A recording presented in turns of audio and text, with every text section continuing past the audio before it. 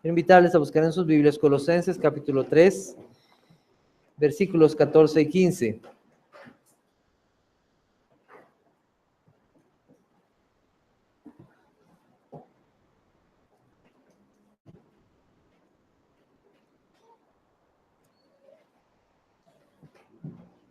Dice, y sobre todas estas cosas vestidos de amor, que es el vínculo perfecto. Y la paz de Dios gobierne en vuestros corazones, a la que asimismo fuisteis llamados en un solo cuerpo, y sed agradecidos. La semana pasada pudimos estudiar un poco de esa hermosa y profunda frase que dice, de la manera que Cristo os perdonó, así también hacedlo vosotros. Quien no es capaz de perdonar a otros es porque no ha conocido el perdón de Dios en Cristo Jesús. Pero aquellos que contemplan y agradecen con profunda humildad lo que Cristo hizo por ellos en la cruz del Calvario, están listos para perdonar a otros. Una iglesia donde la gente no se perdona, no se soporta, donde no se aguantan, donde no sufren el agravio, donde estas cosas no se dan, es porque no está Cristo en medio de ellos. ¿De qué manera nos perdonó Cristo? ¿De qué manera nos perdonó Dios? Nos perdonó no demandando de nosotros algo para pagarle por su sacrificio. Cristo lo hizo todo. Él decidió perdonar a su pueblo de sus pecados y no tomarles en cuenta sus maldades. Cristo pagó completamente por ellas cuando murió en la cruz del Calvario. Cristo nos perdonó y no nos dejó lejos de Él.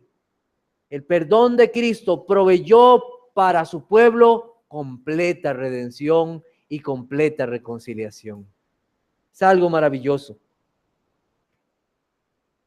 Cristo oró por los transgresores. Cristo encomendó todas las cosas a su Padre. Cristo no guardó rencor, sino que enmudeció.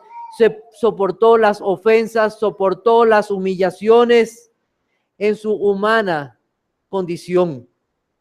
Y eso no significa que al callar, que al soportar, no significa que Cristo un día no tratará con todos aquellos que le han rechazado, con todos aquellos que no se han arrepentido, con todos aquellos que no han creído a su nombre. Cristo tratará con cada uno de los hombres a su debido tiempo.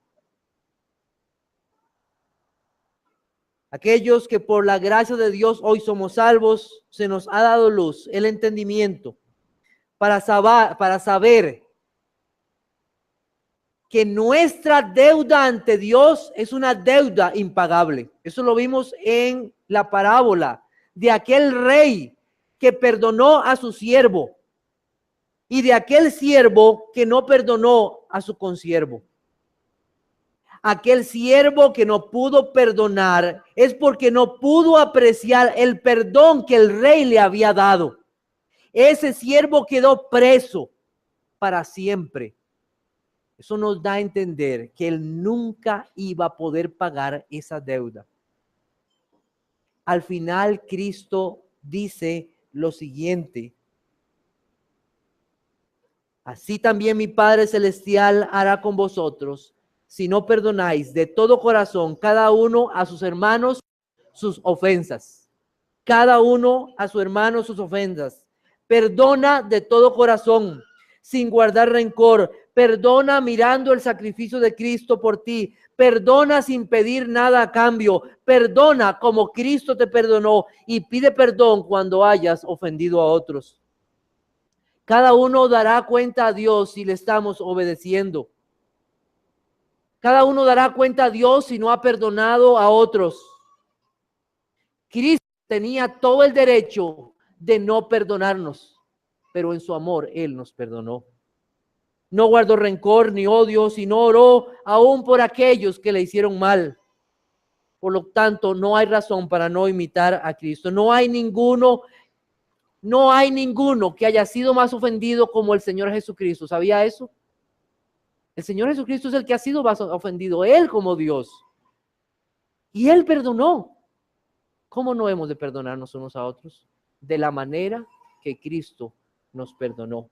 La iglesia debe ser un reflejo del perdón que tenemos en Cristo. Y ahora veremos las últimas partes de este vestido que tiene que ver con el carácter de Cristo.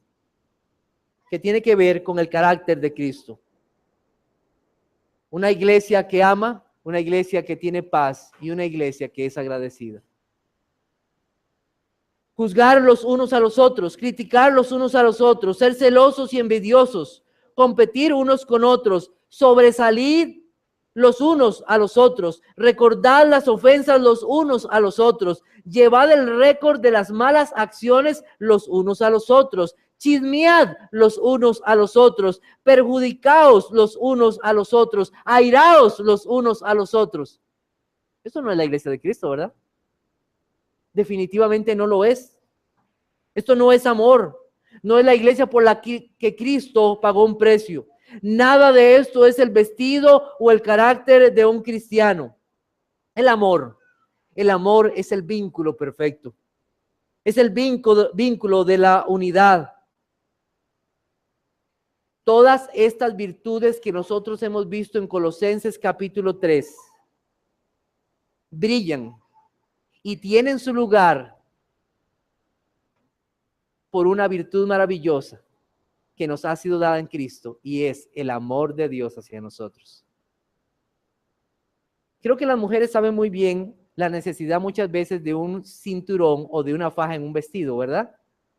Definitivamente hay vestidos que necesitan una fajita, ¿verdad?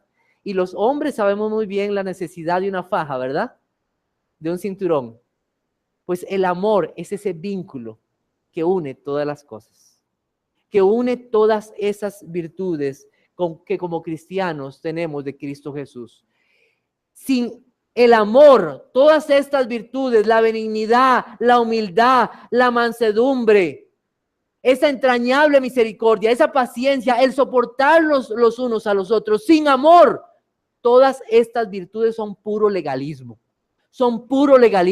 no sirven de nada, sirven solamente para creer que a través de ellas podemos llegar a Dios. Se necesita del amor para unir todas estas virtudes. Este amor con el cual podemos amarnos los unos a los otros nos viene de Dios y nos gloriamos en Dios porque Dios es amor.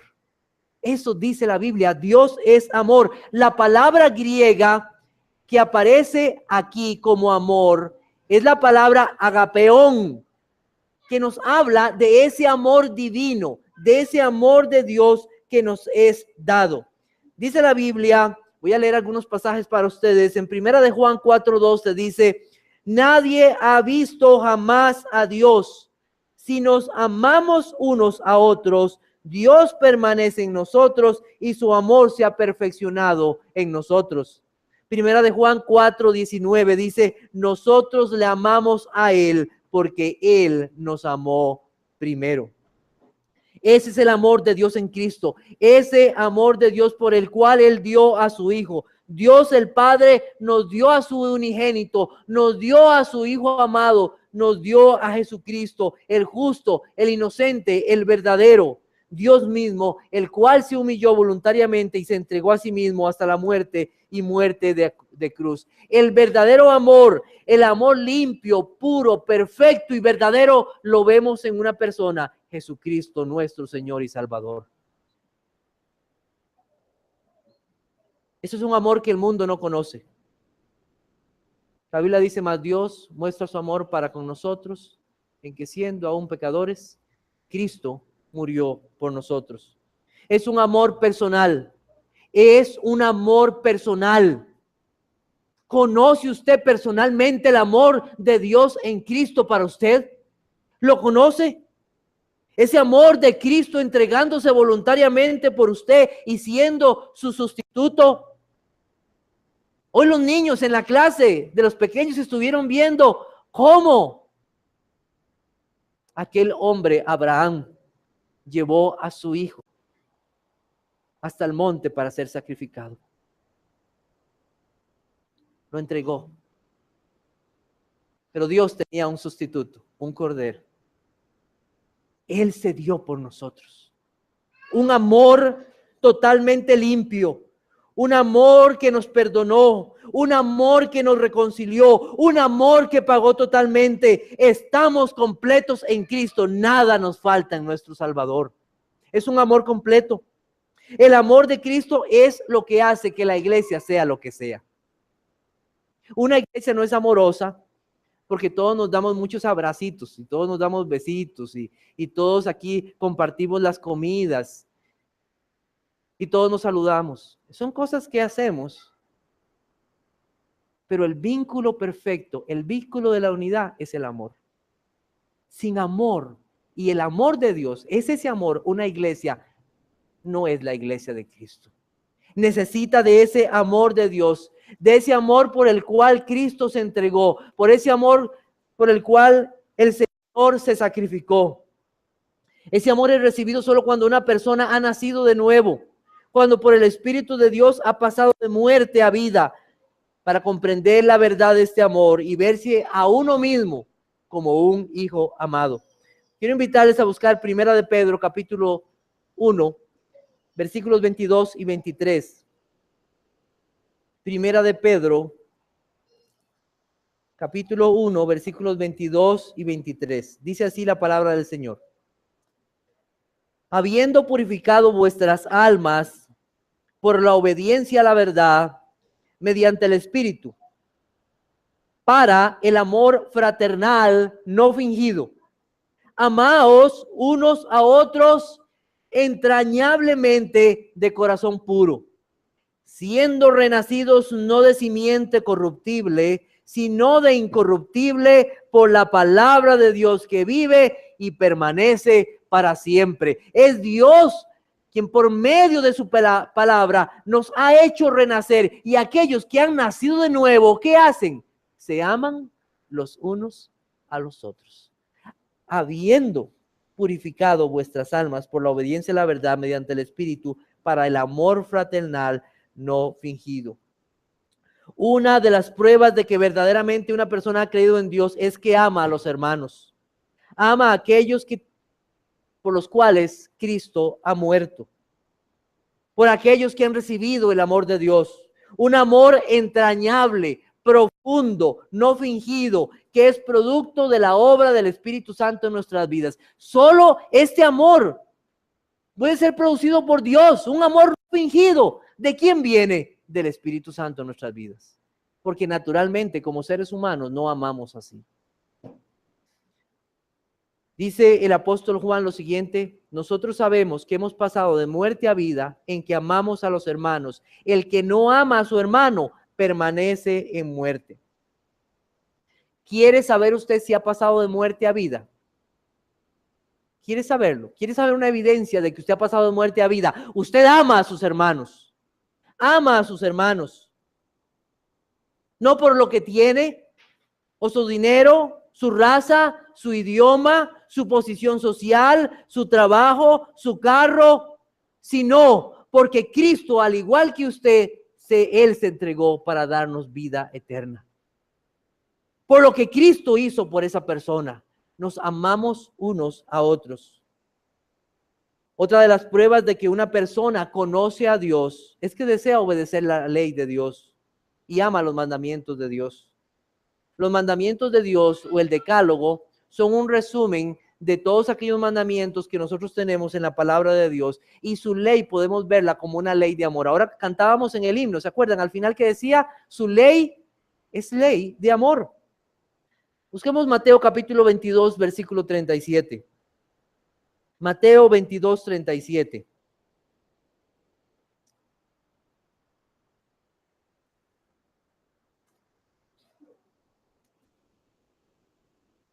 Jesús le dijo: amarás al Señor tu Dios con todo tu corazón y con toda tu alma y con toda tu mente. Este es el primero y grande mandamiento. Y el segundo es semejante: amarás a tu prójimo como a ti mismo. Es una ley de amor. Es una ley de amor. Todo aquel que ha nacido de nuevo, todo aquel que ha recibido de Dios, ese nuevo hombre, desea obedecer los mandamientos de Dios. Y aquí tenemos una ley para obedecer. Es una ley de amor de nuestro Dios. Los primeros 4 mandamientos nos hablan de amar a Dios. Los otros 6 mandamientos nos hablan de amar a nuestro prójimo. Cuando un niño honra a su padre y a su madre, está amando a su prójimo. Cuando una persona no mata, cuando una persona no adultera, cuando una persona no habla falso testimonio, cuando una persona no roba, no codicia, ¿qué está haciendo? Está amando a su prójimo. Está amando a su prójimo. Dice la Biblia, el amor no hace mal al prójimo, así que el cumplimiento de la ley es el amor. Es el amor. El amor es algo que Dios nos pide. Y si lo pide para toda persona, cuánto más a aquellos que son hermanos en Cristo. La Biblia nos dice que el fruto del Espíritu, ¿sabe cuál es? No dice los frutos. El fruto del Espíritu es, ¿y cuál es la palabra que sigue inmediatamente? Amor. Amor. Y todas las demás virtudes provienen de ese amor. Amor. ¿Cómo se muestra ese amor? Ese amor se muestra en dar. Cristo se dio a sí mismo. Y Él nos enseñó esta verdad en su mandamiento. Juan capítulo 13, versículos 34 al 35. Juan capítulo 13, versículos 34 al 35. Dice, un mandamiento nuevo os doy, que os améis unos a otros como yo os he amado, que también os améis unos a otros. En esto conocerán todos que sois mis discípulos, si tuviereis amor los unos a los otros. El amor al prójimo era algo que los judíos ya conocían, pero no lo practicaban. Cuando un gentil o aún un samaritano o de otros pueblos pasaban, muchas veces los judíos escupían en tierra. Ellos decían en sus oraciones, muchos judíos radicales, y no te acuerdes de los samaritanos en el día de la resurrección. Con ese tipo de palabras se expresaban a ellos muchas veces. Los judíos conocían acerca del amor al prójimo, pero no lo practicaban. Entonces, ¿en qué consiste el nuevo mandamiento? Si ya lo conocían, ¿cuál es? El mismo Señor nos dice aquí, ¿cómo es esto? Como yo os he amado. Eso es, como yo os he amado. ¿Cómo nos amó el Señor? Él nos amó hasta el fin, dando su vida.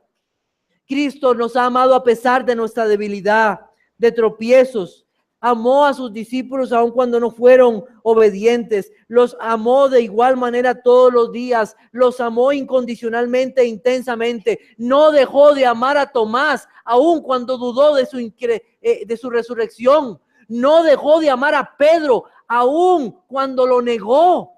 No dejó de amarlos. Cristo los amó. ¿De qué manera Cristo me amó? ¿Cómo se muestra ese amor? ¿Cómo se muestra ese amor? Cuando Cristo dijo estas palabras, Él las dijo en un contexto de servirse los unos a los otros. Yo no voy a leer todo el pasaje, pero tal vez pueden buscar Juan capítulo 13 y leer unos pequeños versos. Versículo 4 o versículo 3. Voy a leer del 3 al 6. Sabiendo Jesús que el Padre le había dado todas las cosas en las manos y que había salido de Dios y a Dios iba, se levantó de la cena y se quitó su manto y tomando una toalla se la ciñó. Luego puso agua en un lebrillo y comenzó a lavar los pies de los discípulos y a enjugarlos con la toalla con que estaba ceñido. Entonces vino a Simón Pedro y Pedro le dijo, Señor, ¿tú me lavas los pies? Respondió Jesús y le dijo, lo que yo hago, tú no lo comprendes ahora, mas lo entenderás después. Lo que Cristo hizo por sus discípulos no le quitó en nada a Cristo su señorío. No le quitó a Cristo nada de su gloria. No le quitó a Cristo ser el Hijo eterno de Dios. La Biblia nos dice que Él se quitó ese manto. ¿Cuántos mantos tenía Cristo? Cristo no tenía muchos. Lo que llevaba Cristo era su ropa. Esa ropa que le servía para cubrirse, para protegerse. Cogió su propia ropa y se puso a lavar los pies de hombres que eran pescadores, de hombres que caminaban todo el día por esas calles polvorientas, donde los caballos, las vacas y todos hacían sus cosas en la calle y ahí quedaban tiradas y nadie las recogía. Pies malolientes. ¿A quién ponían a limpiar los pies de aquellos que entraban a las casas? Al más bajo de todos los siervos. Cristo se humilló. Tomó agua y comenzó a lavar los pies de sus discípulos. Sabiendo, dice Jesús, que el Padre le había dado todas las cosas en las manos. Nada de lo que Cristo iba a hacer le iba a quitar lo que Él era. Absolutamente nada. Es curioso que ninguno de los discípulos dijo, no, Señor, déjame a mí, yo lo hago. Ninguno dijo.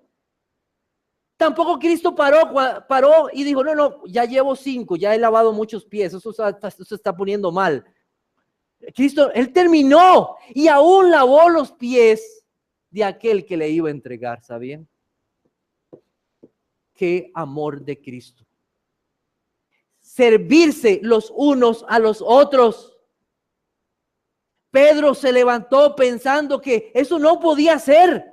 ¿Cómo el Hijo de Dios, cómo el Mesías iba a hacer esto? No se trataba de algo que pudiera limpiar sus corazones. Ya ellos estaban limpios por la palabra que les había sido hablada. Pero ellos necesitaban comprender que el amor verdadero se sirve los unos a los otros. Se da en servicio.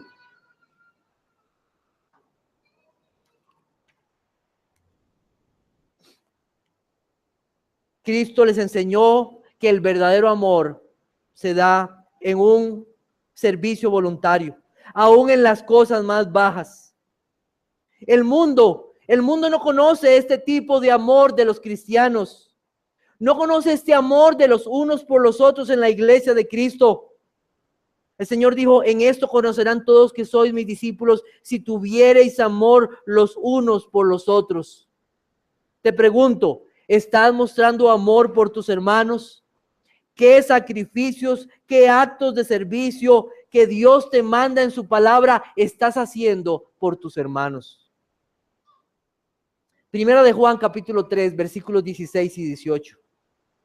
Primera de Juan capítulo 3, versículos 16 y 18. Dice, en esto hemos conocido el amor, en que Él puso su vida por nosotros. También nosotros debemos poner nuestras vidas por los hermanos.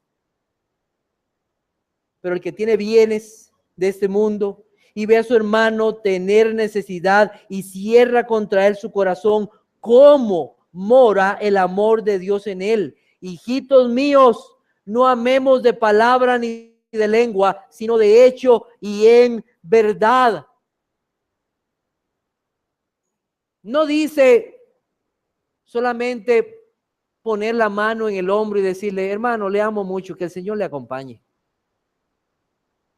No, es dar nuestras vidas los unos por los otros. No de palabras, sino de actos verdaderos. No amar es cerrar el corazón, es mostrar que el amor de Dios no está en nosotros. ¿Qué debemos de pedirle al Señor? Señor, ábrenos los ojos para ver las necesidades de nuestros hermanos. Ábrenos los ojos para poder ver cómo podemos servirnos los unos a los otros. Como dijo alguien, a veces estamos esperando o queremos decir, sí, yo estoy dispuesto a servir, pero que nadie me pregunte. ¿Estoy yo dispuesto a darme a mis hermanos?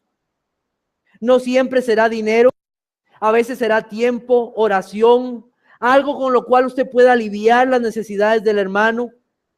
Pero me estoy dando verdaderamente a mis hermanos y completamente. Hoy en la clase de los niños mayores tenían una tarea y la pregunta fue muy interesante que hizo el hermano. La pregunta que les hizo fue: ¿qué harías si hoy tuvieras un día para ti completamente? ¿Qué harías si tuvieras un día para ti completamente? La respuesta va a demostrar mucho de lo que hay en su corazón. ¿Hay amor? ¿Se serviría a usted mismo o buscaría servir a otros?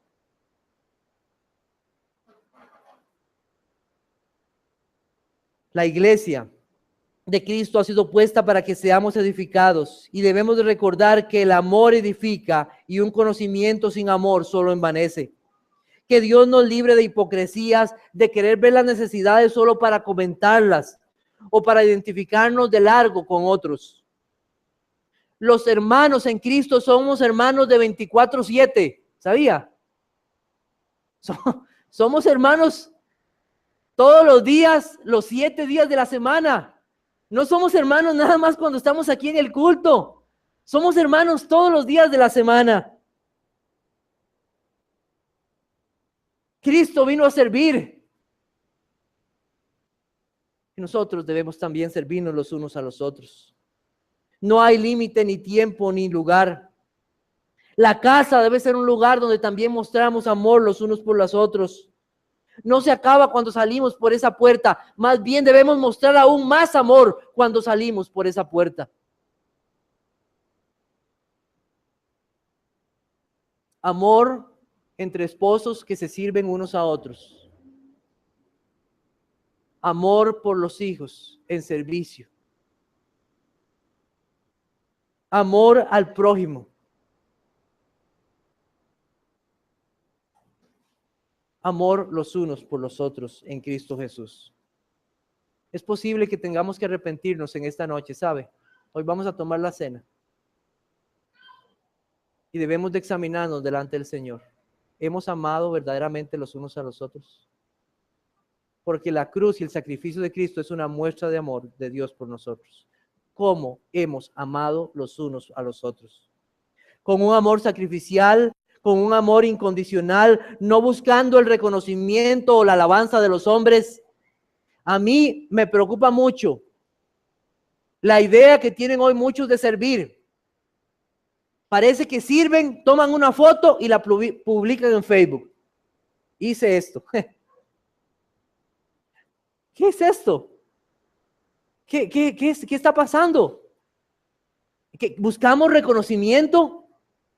Mire, ya Dios tomó una foto, ya Dios sabe lo que tú hiciste. Ya Dios sabe lo que tú hiciste. Dios es el que lleva el registro. Busquemos Mateo 25, versículos 34 al 40. Ya Él lo sabe todo.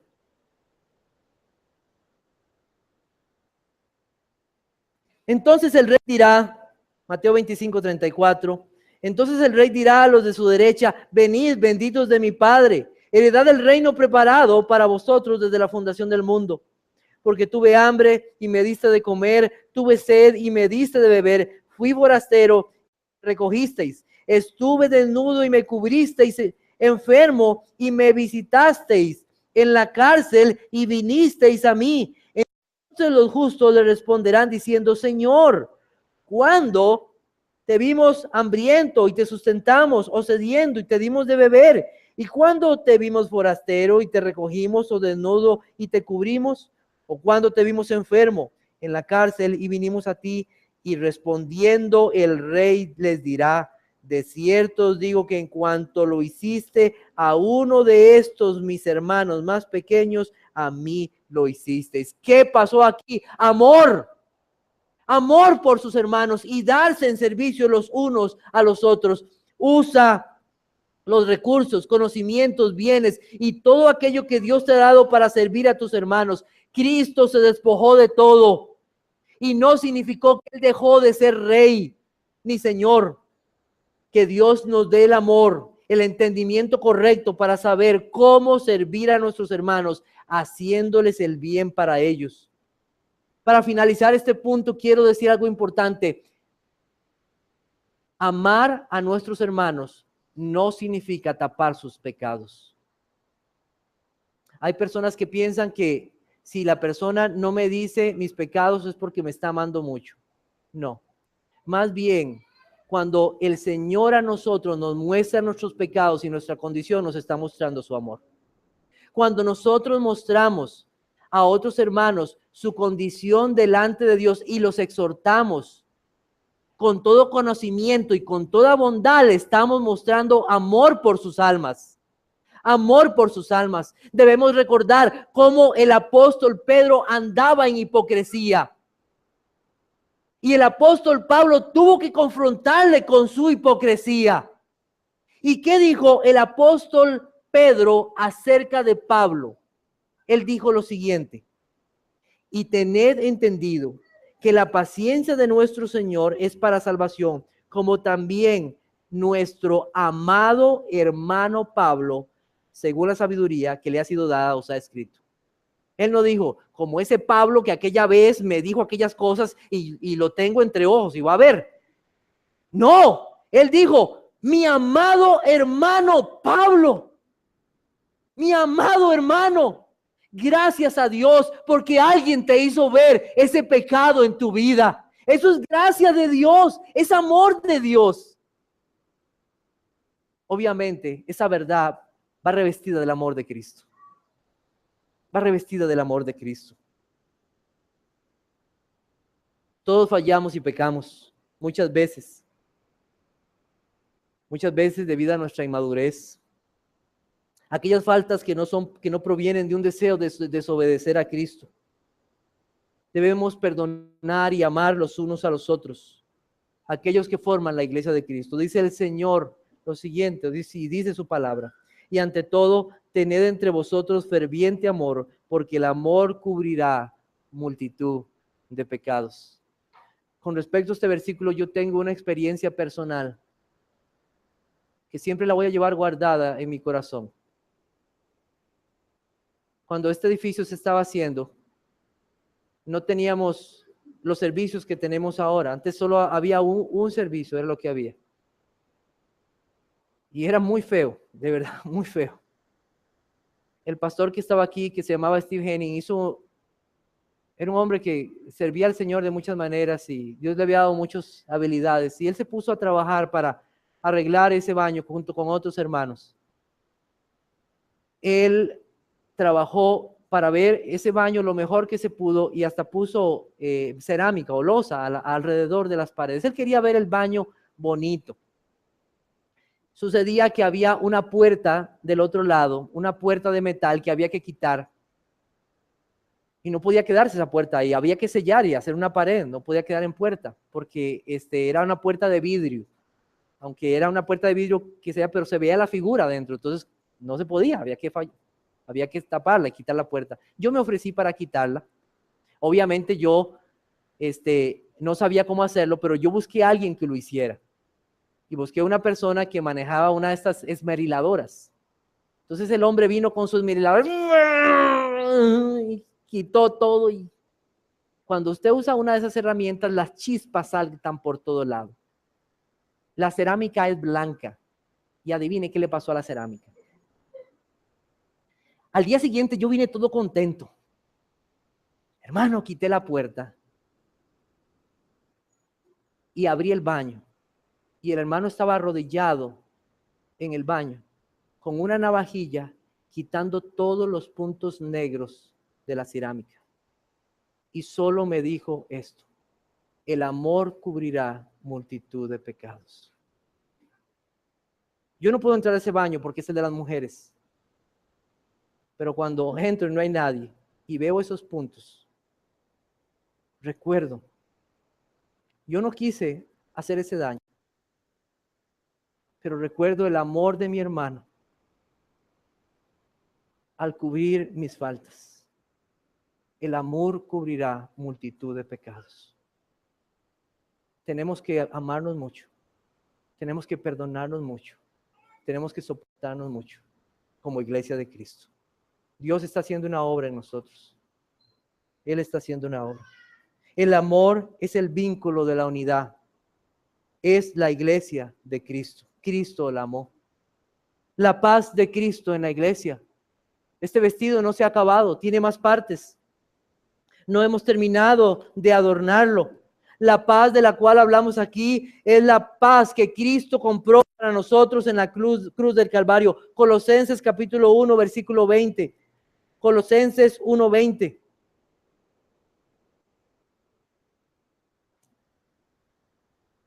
Dice así: y por medio de él reconciliar consigo todas las cosas, así las que están en la tierra como las que están en los cielos, haciendo la paz mediante la sangre de su cruz.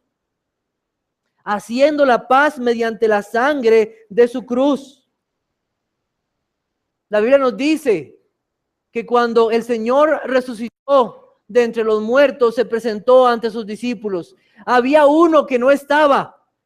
Había uno que no estaba, y ese era Tomás. Y él después dijo: si yo no veo las marcas, yo no veo los agujeros, y yo no veo, yo no voy a creer en él. Cristo se aparece 8 días después. Y él dice unas palabras acerca de lo que ha pasado. Podemos buscar Lucas 24. Lucas 24.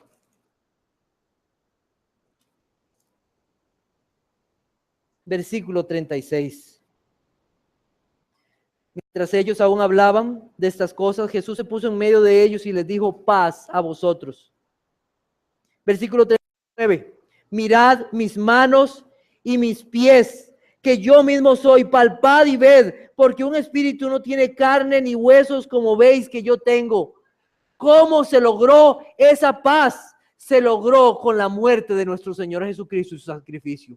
Y esas marcas en sus manos y en sus pies todavía permanecen en nuestro Señor Jesucristo. Y están para recordarnos que esa paz fue comprada una vez y para siempre. Que tenemos paz con Dios, que hemos sido reconciliados con Dios. En aquellos tiempos había algo que se llamaba la Pax Romana. Una paz que consistía en que pórtate bien y no te destruyo. Eso decía el gobierno romano. Pero mientras estuviera el gobernante, porque el gobernante podía cambiar esa ley. Pero la paz que Cristo nos ha dado nunca va a cambiar, porque Él es el Rey por siempre. Y nunca va a morir. Nunca va a morir. Tenemos paz con Dios por medio de su Hijo Jesucristo. Hemos sido reconciliados con Dios, de enemigos de Dios a hijos de Dios. Es la paz que el mundo no conoce. La paz os dejo, mi paz os doy. Yo no la doy como el mundo la da. No se turbe vuestro corazón, ni tenga miedo. La paz de Cristo gobierne vuestros corazones, dice el apóstol Pablo a los de Colosenses. ¿Qué significa esto? Obviamente comienza con esa paz que ha sido comprada por Cristo al reconciliarnos con Dios. Pero al decir que gobierna nuestros corazones, lo que nos está diciendo es que esa paz es como un árbitro. ¿Qué hace un árbitro? Si hay, por lo menos los que juegan fútbol o entienden un poquito de fútbol, si hay una falta entre los jugadores, el árbitro dice: bueno, el que cometió la falta es entonces el tiro o el tiro libre o lo que sea, le toca al otro equipo. Entonces él decide, un árbitro decide. La paz de Cristo gobierna nuestros corazones y nos hace decidir correcta y tranquilamente a la luz de lo que ya Cristo hizo por nosotros en la cruz del Calvario. Cuando nosotros tomamos decisiones en nuestras vidas, es a la luz de aquella obra de Cristo, de aquella reconciliación lograda por Cristo para nosotros con Dios. Esa paz gobierna nuestros corazones. Es la paz de hacernos tomar decisiones a la luz de la palabra de Cristo y su obra redentora. De hecho, el versículo 16 dice que la palabra de Cristo debe abundar en nuestros corazones. La paz de Cristo gobierne sus corazones. No sé si alguno conoce en esta noche la historia del himno Estoy bien. Quiero tomar un tiempo para relatarles un poquito de esta historia. Horacio Spafford. La vida de este creyente fue una prueba en medio de terribles situaciones. Él pudo confiar en Dios y la paz de Cristo le consoló para tomar decisiones que honraran al Señor. Lo primero que sufrió este hombre fue la muerte de su único hijo en el año de 1871, seguido de una mala operación financiera que evaporó una fuerte suma de dinero que había invertido. Meses más tarde, gran parte de sus bienes personales fueron consumidos por el gran incendio de Chicago de 1871. Le arruinó totalmente. Amigo del célebre evangelista D.L. Moody, en 1873 decidió viajar a Europa con su familia en un transatlántico, con el objetivo de descansar y visitar a sus amistades en Inglaterra. Pero a último momento decidió enviar a la familia primero, mientras él se demoró en negocios relacionados con la solución de sus problemas financieros. Mientras este barco hacía la travesía por el Atlántico, fue embestido por un buque inglés y se hundió en 12 minutos. Sus 4 hijas murieron. Sus 4 hijas murieron. La única que sobrevivió fue su esposa. Al llegar a las costas oestes de las Islas Británicas, la señora Spafford mandó el siguiente telegrama a su esposo: única salva, pero estoy bien, tengo paz en mi ser, gloria a Dios. Spafford tomó el primer barco y viajó a encontrarse con su esposa. Se dice que durante el viaje, el navío en el cual iba pasó exactamente por donde el barco se había hundido. El capitán le indicó a Spafford el punto exacto donde el barco se hundió. Al caer en cuenta que sus hijas estaban en lo profundo de ese mar, Spafford descendió al camarote y con la imagen de la tragedia en su mente, escribió los versos que componen una preciosa melodía. Basándose en las palabras de su esposa, escribió una poesía que ha llegado a ser de consuelo para muchos en medio de un mar de aflicción. De paz inundada mi senda esté, o cúbrala un mar de aflicción. Cualquiera que sea mi suerte, diré, estoy bien, tengo paz, gloria a Dios. Ya venga la prueba o me tiente Satán, no amengua mi fe ni mi amor, pues Cristo comprende mis luchas, mi afán, y su sangre obrará a mi favor. Feliz yo me siento al saber que Jesús libróme del yugo opresor, quitó mi pecado, clavólo en la cruz, gloria demos al buen Salvador. La fe tornaráse en feliz realidad, al irse la niebla veloz, desciende Jesús con su gran majestad. Aleluya, estoy bien con mi Dios. Estoy bien, gloria a Dios. Tengo paz en mi ser, gloria a Dios. Qué hermosas palabras. Un hombre que tenía la paz de Cristo en su ser y que gobernó su corazón y que aún en medio de las situaciones más difíciles pudo honrar al Señor.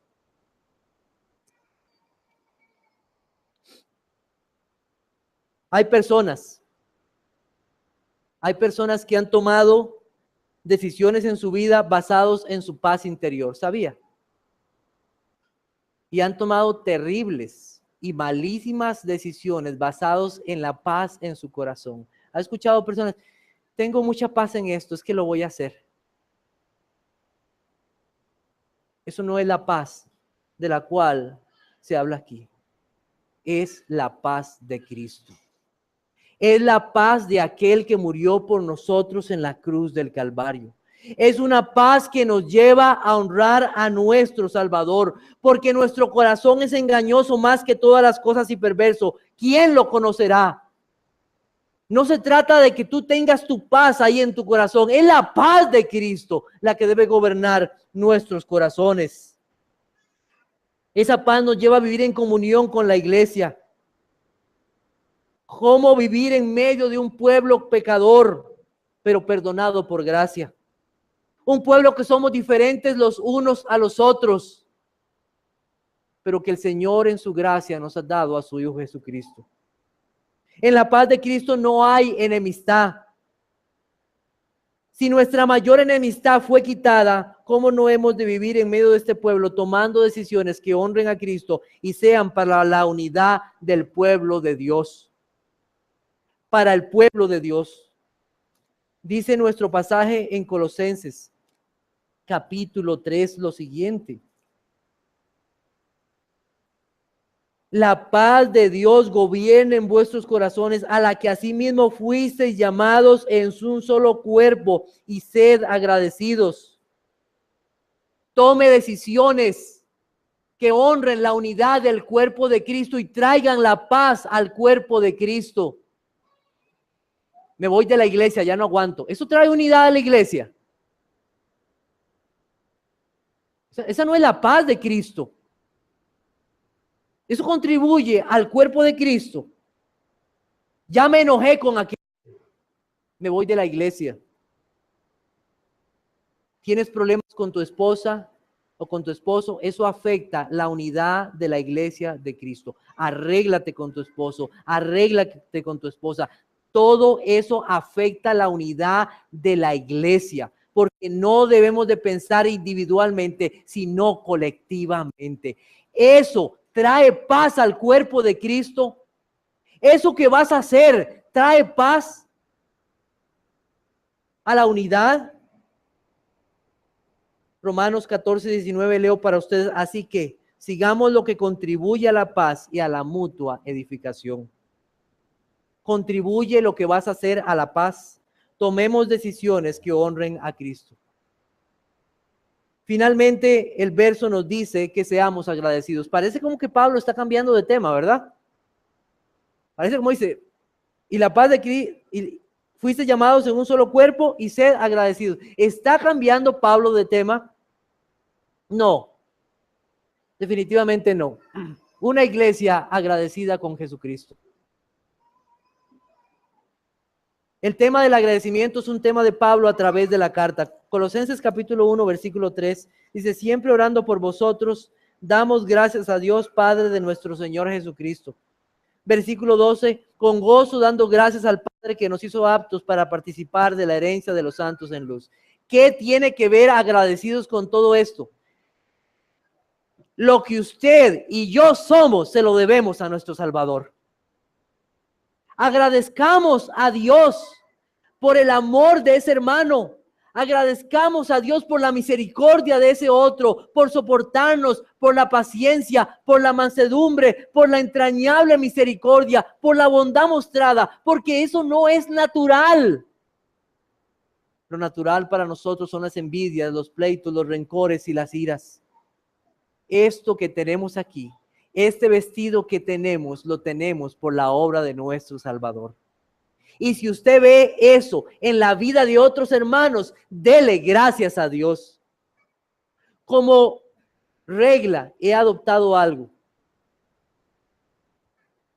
Cuando yo quiero agradecer a un hermano por algo que está pasando en su vida, yo digo lo siguiente: hermano, doy gracias a Dios por lo que Dios ha hecho en su vida. Primero, dar gracias a ¿quién? A Dios, haciéndole ver a esa persona que lo que ha pasado en su vida es por la obra de nuestro Señor. Damos gracias a Dios. Ese agradecimiento va más allá de lo que muchos piensan que es dar gracias a Dios por la comida o por el trabajo. Muchos piensan que son cristianos porque dan gracias a Dios por eso. ¿Usted sabía? Pero va más allá. Dar gracias a Dios por la obra de Cristo en nuestros corazones. El corazón del ser humano no es un corazón agradecido. No somos seres agradecidos a no ser que Dios haga una obra en nuestros corazones. Los niños no son agradecidos, ¿sabía? A los niños hay que enseñarles a decir gracias. Si no, no dicen gracias. Eso que muestra nuestra condición natural. Necesitamos agradecer a Dios por lo que Él ha hecho en nuestras vidas y agradecer a Dios lo que ha hecho en las vidas de los otros. Agradece a Dios por tu esposo, que Dios le da las fuerzas para poder trabajar y traer el sustento. Agradece a Dios por tu esposa que labora en tu casa cuidando de tus hijos. Mamá, da gracias a Dios por tu hijo, aún en medio de sus travesuras, porque hay mujeres que desean tener un hijo y no pueden. Da gracias a Dios por tus padres. No dice si sean malos o buenos, da gracias a Dios. Da gracias a Dios, ya sea que tengas mucho o que tengas poco. Da gracias a Dios. Dad gracias en todo, porque esta es la voluntad de Dios para con vosotros en Cristo Jesús, dice la Biblia. Dad gracias a Dios en todo. Uno de los terribles pecados de nuestros días, hermanos, lamentablemente es la falta de contentamiento en Dios. Siempre queremos más. Nunca estamos contentos y nunca estamos agradecidos. Nunca. La gente cree que son merecedores siempre de algo más. La gente cree que Dios les debe algo. Es que Dios no nos debe nada. Lo que tenemos es por gracia. El aire que usted está respirando y que yo lo estamos respirando, ¿a quién le pertenece? A Dios. Usted está pagando por ese aire. Es una obra de gracia. Todo lo tenemos de Dios.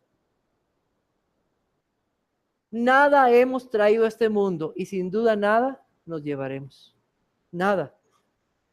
Un creyente no vive quejándose, no vive en reclamos, sino agradecido en primer lugar a Dios que lo salvó y en segundo lugar por haberle dado una iglesia en la cual puede amar, servir, vivir en paz con otros hermanos y gozarse de la obra de Cristo en medio del pueblo de Dios.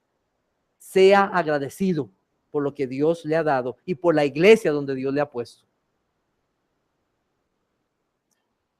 Tengo unas aplicaciones. Mi hija me preguntó que qué son aplicaciones. ¿Qué tiene que ver esto? La gente que ama el mundo y las cosas del mundo no puede comprender el amor que tienen los cristianos los unos por los otros. Esto es algo incomprensible para el mundo. Les parece que somos hipócritas o fingidos. Nos llaman los hipócritas muchas veces, ¿verdad? Les parece que es imposible un amor sincero, sacrificial e incondicional. Cuando escuchan hablar del amor de Cristo y que nos amamos con el amor que el Señor nos ha dado, nos dicen que estamos locos y hasta extraños, que tenemos intereses ocultos. Y lamentablemente tengo que decir que muchos han sido defraudados en iglesias, no son iglesias sanas. Muchos han salido decepcionados. Y ya no pueden creer que en la iglesia de Cristo es el lugar donde nos estimulamos al amor y a las buenas obras. Este es ese lugar. Aquí es donde nos estimulamos, el pueblo de Dios, al amor y a las buenas obras. Lo que ellos no saben, que la razón por la que nosotros nos amamos unos a otros es porque Cristo nos amó primero a nosotros. No es naturalmente humano amarnos los unos a los otros. Nos amamos como Cristo nos amó a nosotros. Es una obra de gracia. La verdad es que la iglesia es un lugar sin comparación. No existe un lugar así. Esta iglesia no debería ser o no es lo que debería ser, pero Dios está tratando con nosotros. Está tratando con nosotros. Antes estábamos muertos. Ahora estamos vivos y los vivos se aman los unos a los otros. La prueba de que el amor de Dios está en ti es que amas a los hermanos. Si usted no tiene un amor por los hermanos, por la iglesia de Cristo, temo mucho decirle que usted no conoce el amor de Dios en Cristo. usted no conoce el amor de Dios. Una evidencia de esto es el amor. Si no puedes servir, si no puedes darte incondicionalmente por ellos, debes examinarte. Hoy nos debemos examinar. Debes examinarte para ver si has recibido y has creído el amor de Dios, porque nadie puede dar lo que no ha recibido. Nadie puede dar lo que no tiene. Aquellos que tienen el amor de Dios pueden darlo a otros.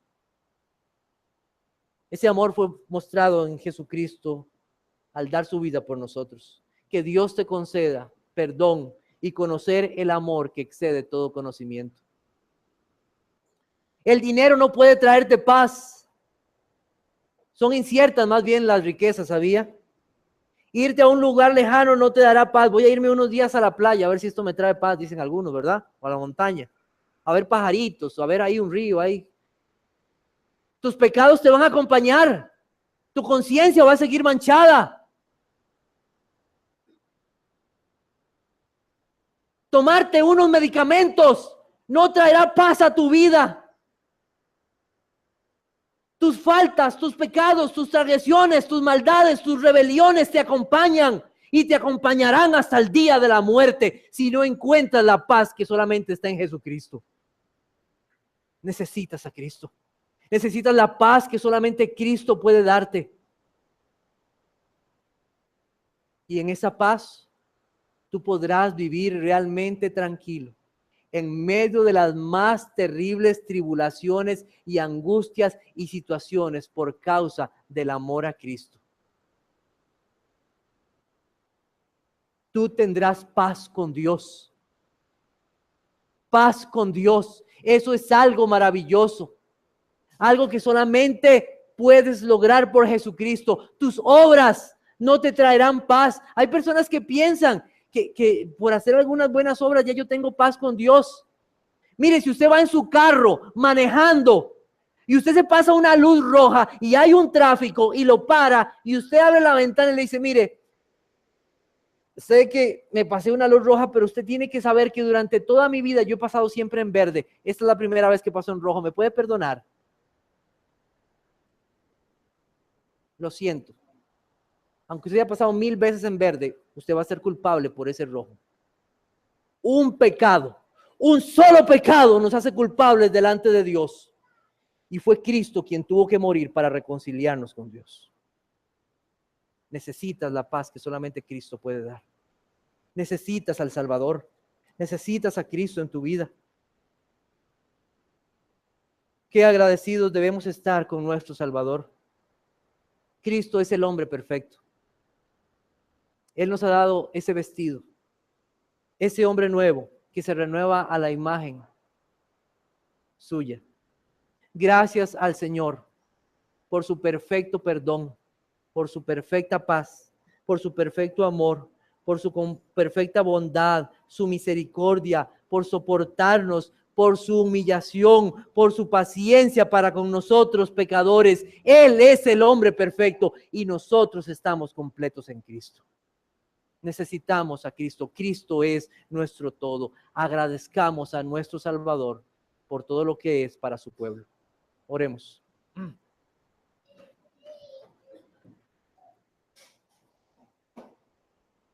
Nos vemos a nosotros mismos, Señor, y nos vemos tan lejos muchas veces de mostrar el carácter de tu Hijo en nuestras vidas. Y al vernos, ¿cómo debemos pedirte perdón y suplicar cada día? Mirar al sacrificio de tu Hijo y ver a aquel que murió por nosotros.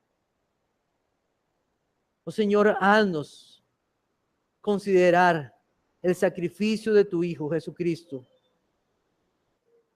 Ver a aquel que es el hombre perfecto, el Dios perfecto. Que tomemos de Él, que vengamos a Él arrepentidos y que vivamos como un pueblo, en amor, en paz, y en todas estas virtudes que corresponden a aquella que es tu iglesia. Gracias, Señor, por habernos traído en esta noche. Y ahora que vamos a celebrar tu cena, que podamos examinarnos a nosotros mismos delante de ti por tu palabra. Ver el sacrificio de tu Hijo. Hacer memoria de nuestro Salvador y confiar en aquel que murió para darnos salvación. Te damos gracias y en ti oramos. Amén.